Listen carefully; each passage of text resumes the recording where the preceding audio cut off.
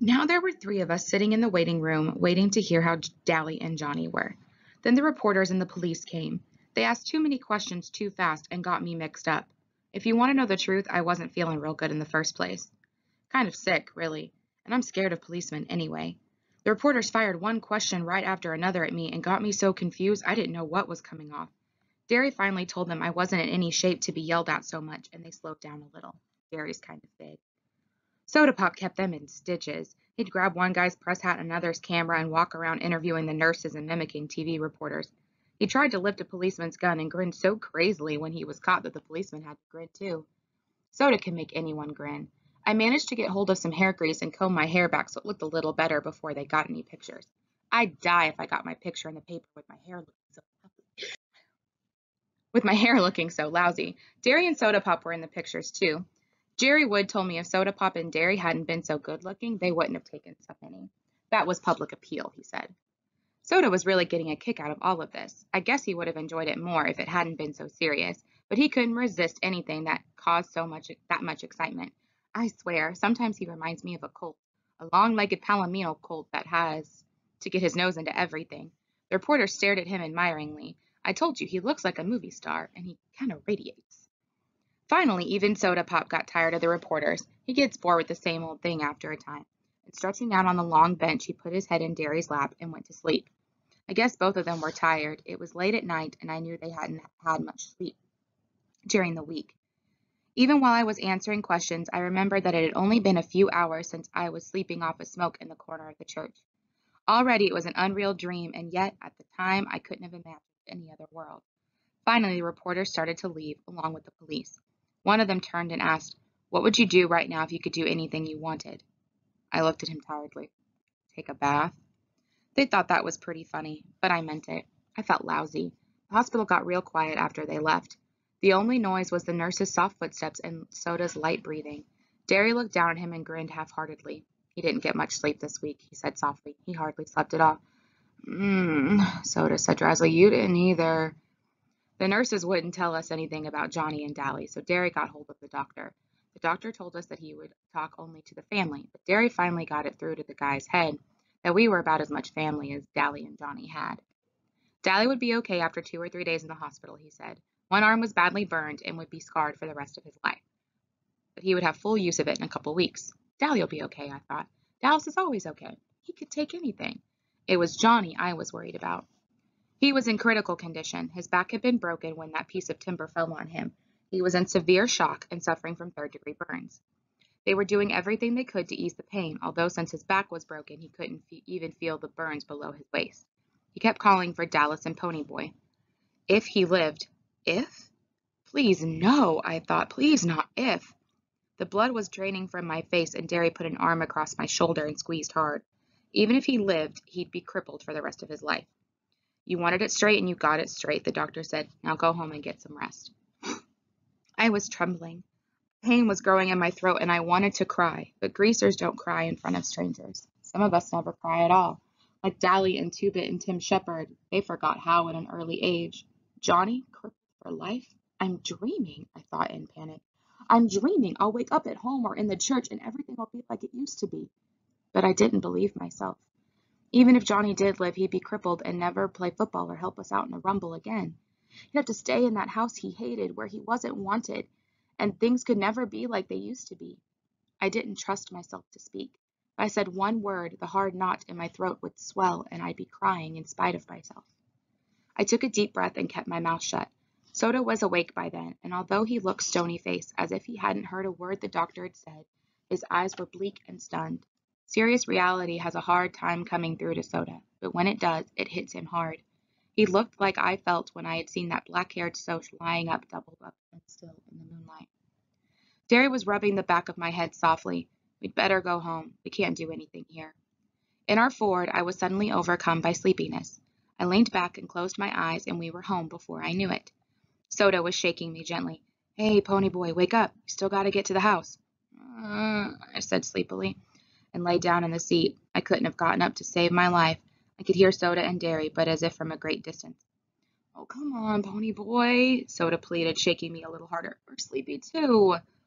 I guess Derry was tired of fooling around because he picked me up and carried me in. Getting mighty big to be carried, Soda said. I wanted to tell him to shut up and let me sleep, but I only yawned. He sure lost a lot of weight, Derry said. Thought sleepily that I should at least pull off my shoes, but I didn't. I went to sleep the minute Derry tossed me on the bed. I'd forgotten how soft a bed really was. I was the first one up the next morning. Soda must have pulled my shoes and shirt off for me. I was still wearing my jeans. Must have been too sleepy to undress himself, though. He lay stretched out beside me, fully clothed. I wiggled out from under his arm and pulled the blanket up over him, then went to take a shower. Asleep, he looked a lot younger than going on 17. But I had noticed that Johnny looked younger when he was asleep, too, so I figured everyone did. Maybe people are younger when they are asleep. After my shower, I put on some clean clothes and spent 5 minutes or so hunting for a hint of beard on my face and mourning over my hair. That bum haircut made my ears stick out. Derry was still asleep when I went into the kitchen to fix breakfast. The first one up has to fix breakfast, and the other two do the dishes. That's the rule around our house. And usually it's Derry who fixes breakfast and me and Soda who are left with the dishes. I hunted through the icebox and found some eggs. We all like our eggs done differently. I like them hard, Derry likes them in a bacon and tomato sandwich, and Soda Poppy tastes with grape jelly. All three of us like chocolate cake for breakfast. Mom had never allowed it with ham and eggs, but Derry let Soda and me talk him into it. We really didn't have to twist his arm. Derry loves chocolate cake as much as we do. Soda Pop always makes sure there's some in the icebox every night, and if there isn't, he cooks one up real quick. I like Derry's cakes better. Soda Pop always puts too much sugar in the icing. I don't see how he stands jelly and eggs and chocolate cake all at once, but he seems to like it. Derry drinks black coffee, and Soda Pop and I drink chocolate milk. We could all have coffee if we wanted it, but we like the chocolate milk. All three of us are crazy about chocolate stuff. Soda says if they ever make a chocolate cigarette, I'll have it made.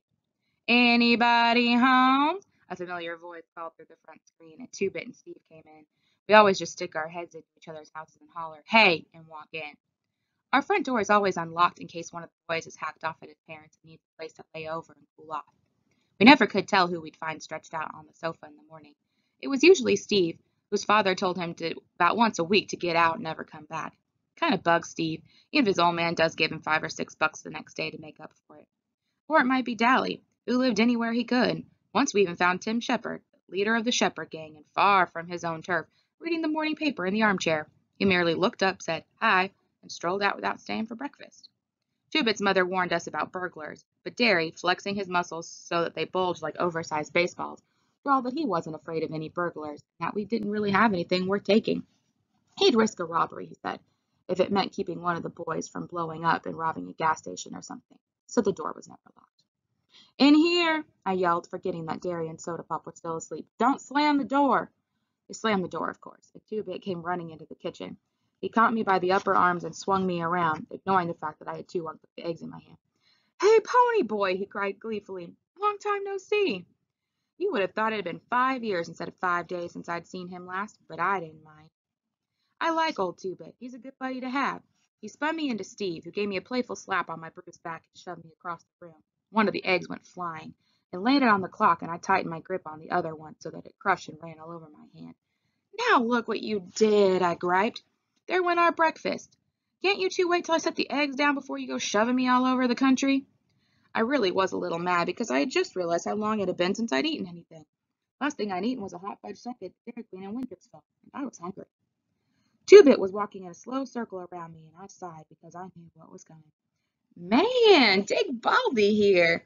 He was staring at my head as he circled me. "I wouldn't have believed it. I thought all the wild Indians in Oklahoma had been tamed. The little squaw's got that tough-looking mop of yours, Pony Boy." "Oh, lay off," I said. I wasn't feeling too good in the first place. Kind of like I was coming down with something. Two-Bit winked at Steve, and Steve said, "Why, he had to go get his hair cut to get his picture in the paper. They'd never believe a greasy-looking mug could be a hero. How do you like being a hero, Big Shot?" "How do I like what?" "Being a hero. You know." He shoved the morning paper at me impatiently. "Like a big shot, even." I stared at the paper. On the front page of the second section was the headline, "Juvenile Delinquents Turn Heroes." "What I like is the turn bit," Two-Bit said, cleaning the egg up off the floor. "Y'all were heroes from the beginning. You didn't just turn all of a sudden." I hardly heard him. I was reading the paper. The whole page was covered in stories about us. The fight, the murder, the church burning, the socials being drunk, everything. My picture was there with Derry and Soda Pop. The article told how Johnny and I had risked our lives saving those little kids. There was a comment from one of the parents who said that they would have all burned to death if it hadn't been for us. It told the whole story of our fight with the Socias, only they didn't say Socias, because most grown-ups don't know about the battles that go on between us. They'd interviewed Cherry Valance, and she said that Bob had been drunk and that the boys had been looking for a fight when they took her home. Bob had told her he'd fix us for picking up his girl. His buddy, Randy Adderson, who'd helped jump us, also said it was their fault, but we'd only fought back in self-defense. But they were charging Johnny with manslaughter. Then I discovered that I was supposed to appear at juvenile court for running away. And Johnny was too, if he recovered. Not if, I thought again. Why do they keep saying if? For once, there weren't any charges against Dally. I knew he'd be mad because the paper made him out as a hero for saving Johnny and didn't say much about his police record, which he was kind of proud of. He'd kill those reporters if he got hold of them. There was another column about just Derry and Soda and me, how Derry worked on 2 jobs at once and made good at both of them, and about his outstanding record at school. It mentioned Soda Pop dropping out of school so we could stay together, and that I made the honor roll at school all the time and might be a future track star. Oh yeah, I forgot. I'm on the A squad track team, the youngest one. I'm a good runner. Then it said we shouldn't be separated after we'd worked so hard to stay together. The meaning of that last line finally hit me. You mean, I swallowed hard, that they're thinking about putting me and Soda in a boys' home or something? Steve was carefully combing back his hair in complicated swirls. Something like that. I sat down in a daze. We couldn't get hauled off now, not after me and Derry had finally got through to each other, and not the big rumble was coming up, and we would settle this Soch Greaser thing once and for all. Not now, when Johnny needed us and Tally was still in the hospital and wouldn't be out for the rumble. No, I said out loud, and Two-Bit, who was scraping the egg off the clock, turned to stare at me. No, what? No, they ain't gonna put us in a boys' home. Don't worry about it, Steve said, cocksure that he and Soda Pop could handle anything that came up. They don't do things like that to heroes. Where's Soda Pop and Superman? That was as far as he got because Derry, shaved and dressed, came in behind Steve and lifted him up off the floor and then dropped him. We all called Derry Superman or Muscles at one time or another. But one time Steve made the mistake of referring to him as all brawn and no brain, and Derry almost shattered Steve's jaw. Steve didn't call him that again, but Derry never forgave him. Derry has never really gotten over not going to college. That was the only time I'd ever seen Soda mad at Steve, although Soda attaches no importance to education. School bored him, no action. Soda came running in. Where's that blue shirt I washed yesterday? He took a swig of chocolate milk out of the container. Hate to tell you, bud, Steve said, still flat on the floor, but you have to wear clothes to work. There's a law or something. Oh, yeah, Soda said. Where are those wheat jeans, too? I ironed. They're in my closet, Derry said. Hurry up, you're going to be late. Soda came back, muttering, I'm hurrying. Steve followed him, and in a second there was a general racket of a pillow fight. I absent-mindedly watched Derry as he searched the icebox for chocolate cake. Derry, I said suddenly, did you know about the juvenile court? Without turning to look at me, he said evenly, yeah, the cops told me last night.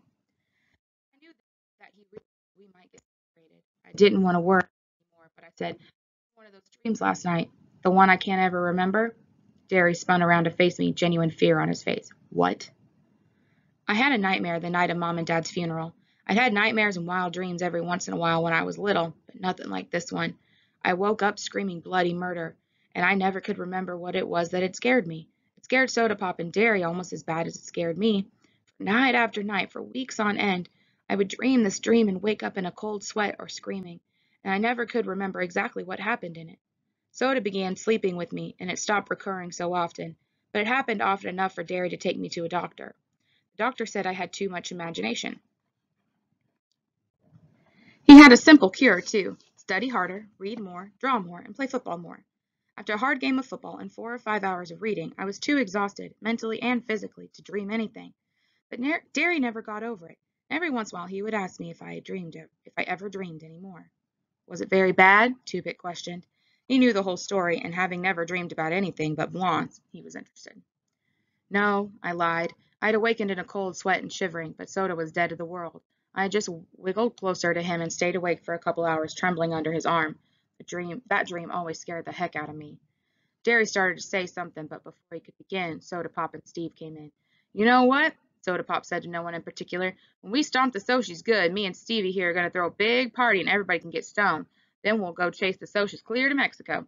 We're going to get the dough, little man. Derry had found the cake and was handing out pieces. I'll think of something, Soda Pop assured him between bites. You gonna take Sandy to the party? I asked, just to be saying something. Instant silence. I looked around. What's the deal? Soda Pop was staring at his feet, but his ears were reddening. No, she went to live with her grandmother in Florida. How come?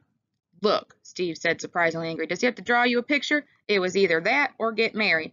And her parents almost hit the roof at the idea of her marrying a 16-year-old kid. 17, Soda said softly. I'll be 17 in a couple of weeks. Oh, I said, embarrassed.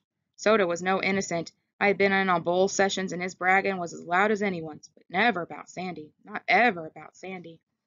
I remembered how her blue eyes had glowed when she looked at him, and I was sorry for her.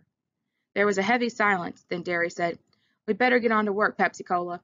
Derry rarely called Soda by Dad's pet nickname for him, but he did so then because he knew how miserable Soda Pop was about Sandy. I hate to leave you by yourself, Pony Boy, Derry said. Maybe I ought to take the day off. I've stayed by my lonesome before. You can't afford a day off. Yeah, but you just got back, and I really ought to stay. I'll babysit him, Two-Bit said, ducking as I took a swing at him. I haven't got anything better to do. Why don't you get a job, Steve said. Ever consider working for a living? Work? Two-Bit was aghast. And ruin my rep? I wouldn't be babysitting the kid here if I knew of some good day nursery open on Saturdays. I pulled his chair over backward and jumped on him, but he had me down in a second. I was kind of short on wind. I've got to cut out smoking or I won't make track next year. Holler, Uncle. Nope, I said, struggling, and I didn't have my usual strength. Derry was pulling on his jacket. You two do up the dishes. You can go to the movies if you want before you go see Dally and Johnny. He paused for a second, watching Two-Bit squash the heck out of me. Two-Bit, lay off. You ain't looking so good, Pony Boy. You take a couple of aspirins and go easy. You smoke more in the pack today and I'll skin you, understood? Yeah, I said, getting to my feet. You carry more than one bundle of roofing at a time today, and me and Soda'll skin you, understood? He grinned, one of his rare grins. Yeah, see you this afternoon. Bye, I said. I heard our Ford's vroom and thought, Soda's driving, and they left. Anyway, I was walking around downtown and started to take the shortcut through an alley. Two-Bit would tell me about one of his many exploits while we did the dishes. While I did the dishes. He was sitting on the cabinet, sharpening the black-handled plate he was so proud of. And I ran into these three guys. I says, howdy, and they just look at each other. Then one says, we would jump you, but since you're as slick as we figure, you don't have nothing worth taking. I says, buddy, that's the truth, and went right on. Moral, what's the safest thing to be when one is met by a gang of social outcasts in an alley? A judo expert, I suggested. No, another social outcast. Two-Bit yelped and nearly fell off the cabinet from laughing so hard. I had to grin, too. He saw things straight and made them into something funny. We're going to clean up the house, I said. The reporters or police or somebody might come by. And anyway, it's time for those guys from the state to come by and check up on us. This house ain't messy. You ought to see my house. I have, and if you had the sense of a billy goat, you'd try to help her out around your place instead of bumming around. Shoot, kid, if I ever did that, my mom would die of shock. I liked Two-Bit's mother. She had the same good humor and easygoing ways that he did. She wasn't lazy like him, but she let him get away with murder. I don't know, though. It's about impossible to get mad at him. When we had finished, I pulled on Dally's brown leather jacket. The back was burned black, and we started for 10th Street. I would drive us, Two-Bit said as we walked up the street trying to thumb a ride. Almost. He flipped the collar of his black leather jacket up to serve as a windbreak while he lit a cigarette. You ought to see Kathy's brother. Now there's a hood. He's so greasy he glides when he walks. He goes to a barber for an oil change, not a haircut. I would have laughed, but I had a terrific headache. We stopped at the Tasty Freeze to buy Cokes and rest up, and the blue Mustang that had been trailing us for 8 blocks pulled in. I almost decided to run, but Two-Bit must have guessed this, for he shook his head ever so slightly and tossed me a cigarette. As I lit up, the socials who had jumped Johnny and me at the park hopped out of the Mustang. I recognized Randy Alderson, Marcia's boyfriend, and the tall guy that had almost drowned me. I hated them. It was their fault Bob was dead. Their fault Johnny was dying. Their fault Soda and I might get put in a boys' home. I hated them as bitterly and as contemptuously as Dally Winston hated. Two-Bit put an elbow on my shoulder and leaned against me, dragging on his cigarette. You know the rules. No jazz before the rumble, he said to the socias. We know, Randy said. He looked at me. Come here. I want to talk to you. I glanced at Two-Bit. He shrugged. I followed Randy over to his car, out of the earshot of the rest. We sat there in his car for a second, silent. Golly, that was the toughest car I've ever been in. I read about you in the paper, Randy said finally. How come? I don't know. Maybe I felt like playing hero. I wouldn't have. I would have let those kids burn to death. You might not have. You might have done the same thing. Randy pulled out a cigarette and pressed in the car lighter. I don't know. I don't know anything anymore. I would never have believed a greaser could pull something like that. Greaser didn't have anything to do with it. My buddy over there wouldn't have done it. Maybe you would have done the same thing. Maybe a friend of yours wouldn't have. It's the individual. I'm not going to show at the Rumble tonight, Randy said slowly. I took a good look at him. He was 17 or so, but he was already old, like Dallas was old. Jerry had said her friends were too cool to feel anything, and yet she could remember watching sunsets. Randy was supposed to be too cool to feel anything, and yet there was pain in his eyes. I'm sick of all this, sick and tired. Bob was a good guy. He was the best buddy a guy ever had. I mean, he was a good fighter and tough and everything, but he was a real person too. You dig? I nodded. He's dead. His mother has had a nervous breakdown. They spoiled him rotten. I mean, most parents would be proud of a kid like that, good looking and smart and everything, but they gave in to him all the time. He kept trying to make someone say no, and they never did. They never did. That was what he wanted, for somebody to tell him no, to have someone lay down the law, set the limit, give him something solid to stand on. That's what we all want, really. One time, Randy tried to hide a grin, but I could tell he was close to tears. One time he came home drunker than anything. He thought sure they were going to raise the roof. You know what they did? They thought it was something they'd done. That they thought it was their fault, that they'd failed him and driven him to it or something. They took all the blame and didn't do anything to him. His old man had just belted him. Just once. He might still be alive. I don't know why I'm telling you this. I couldn't tell anyone else. My friends, they think I was off my rocker or turning soft. Maybe I am. I just know that I'm sick of this whole mess. That kid, your buddy, the one that got burned, he might die. Yeah, I said, trying not to think about Johnny. And tonight, people get hurt in rumbles, maybe killed. I'm sick of it because it doesn't do any good. You can't win. You know that, don't you? And when I remained silent, he went on, you can't win, even if you whip us. You'll still be where you were before, at the bottom, and we'll still be the lucky ones with all the breaks. So it doesn't do any good, the fighting and the killing. It doesn't prove a thing. We'll forget it if you win or if you don't. Greasers will still be greasers and socias will still be socias. Sometimes I think it's the ones in the middle that really are the lucky stiffs. He took a deep breath. So I'd fight if I thought it'd do any good. I think I'm going to leave town, take my little old Mustang and all the dough I can carry and get out. Running away won't help. Ah, hell, I know it, Randy half sobbed. But what can I do? I'm marked chicken if I punk out at the Rumble, and I'd hate myself if I didn't. I don't know what to do. I'd help you if I could, I said. I remembered Cherry's voice. Things are rough all over. I knew then what she meant. He looked at me. No, you wouldn't. I'm a soc. You get a little money and the whole world hates you. No, I said, you hate the whole world. He just looked at me. From the way he looked, he could have been 10 years older than he was. I got out of the car. You would have saved those kids if you had been there, I said. You'd have saved them the same as we did. Thanks, Grease, he said, trying to grin. Then he stopped. I didn't mean that. I meant, thanks, kid. My name's Ponyboy, I said. Nice talking to you, Randy. I walked over to Two-Bit, and Randy honked for his friends to come and get in the car. What did he want? Two-Bit said. What Mr. Super Soch have to say? He ain't a soc, I said. He's just a guy. He just wanted to talk. You want to see a movie before we go see Johnny and Dallas? Nope, I said, lighting up another weed. I still had a headache, but I felt better. Socias were just guys, after all. Things were rough all over. But it was better that way. That way you could tell the other guy was human, too.